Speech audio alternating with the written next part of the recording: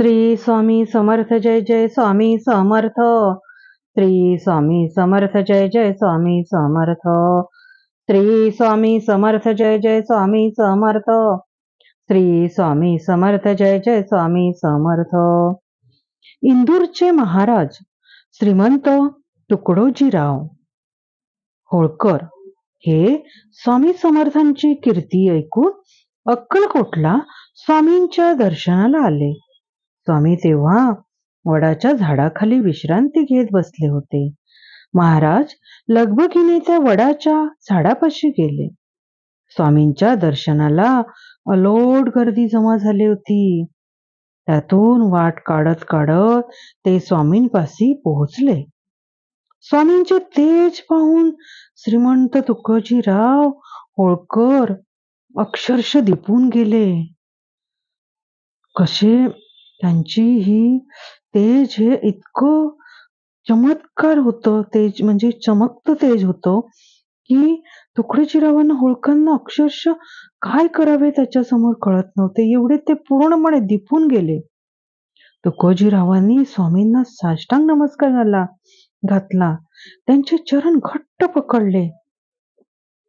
स्वामी समर्थांच्या या तेजस्वी वैभवापुढे आपले राजवैभव फिके आहे याची महाराजांना जाणीव झाली. आपले राजवैभव स्वामींच्या वैभवापुढे काहीच नाही.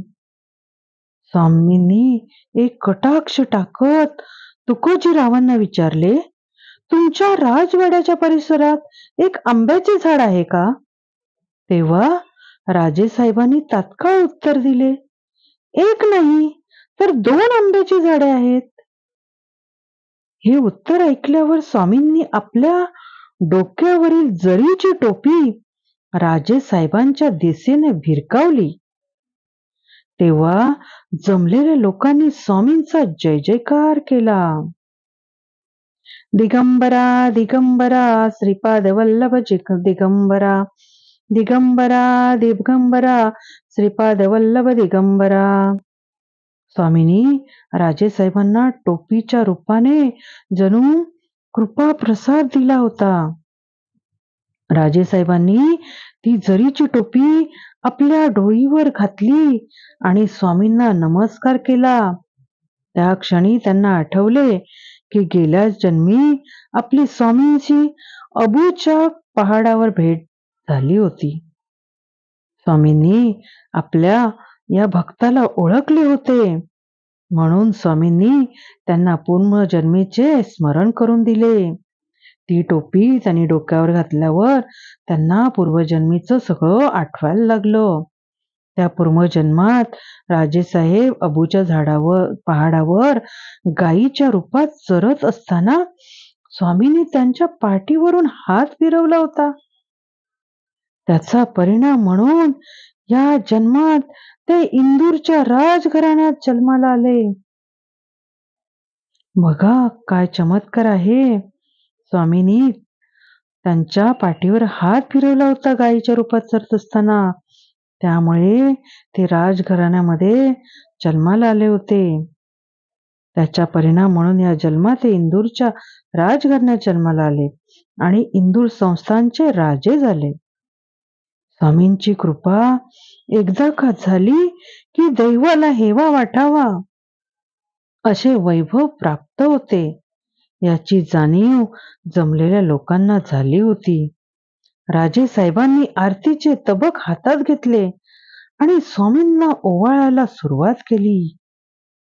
तेव्हा स्वामींच्या आरतीने आकाशभर आपले स्वर उधळून टाकले आणि सारा गाव स्वामींभोवती जमा होऊन आरतीमध्ये सामील झाला. माझ्या परमप्रिय स्वामी भक्तांनो, परमेश्वरी कृपा एकदा का झाली की आपल्या जगत असलेल्या एकूणच आयुष्यावर पौर्णिमेचे चांदणे सतत पाझरू लागते. मन आणि एकूणच अस्तित्व शांत होत जाते. सभोवती समाधानाचे वारे वाहू लागतात. तृप्तीचा अनोखा क्षण माणूस प्रत्यक्ष अनुभवू लागतो. मुखामध्ये केवळ भगवंत नाम घुमू लागते. देह प्रपंच करतो, परंतु मन मात्र परमार्थात डुंबत राहते. म्हणून माझ्या प्राणप्रिय स्वामी भक्तांनो, तुम्हाला पुन्हा पुन्हा सांगते की परमेश्वरी कृपा होण्यासाठी अखंड नामस्मरणात राहा. त्यातच सुख दाटून आलेले आहे, हे कधी विसरू नका. त्यासाठी एकच सिद्ध मंत्र आहे. दिगंबरा दिगंबरा श्रीपाद वल्लभ दिगंबरा, दिगंबरा दिगंबरा श्रीपाद वल्लभ दिगंबरा. या मंत्राचा अहोरात्र जप करा. या मंत्राचा अहोरात्र जप करा. आणि आता आपण स्वामींचा कृपातारक मंत्र म्हणूया. निशंक होई रे मना, निर्भय होई रे मना. निशंक होई रे मना, निर्भय होई रे मना. प्रचंड स्वामीबळ पाठीशी नित्य आहे रे मना. प्रचंड स्वामीबळ पाठीशी नित्य आहे रे मना. अतर्क्य अवधूत हे स्मरणगामी, अशक्य ही शक्य करतील स्वामी. अतर्क्य अवधूत हे स्मरणगामी, अशक्य ही शक्य करतील स्वामी. थँक्यू स्वामी. थँक्यू व्हेरी मच स्वामी.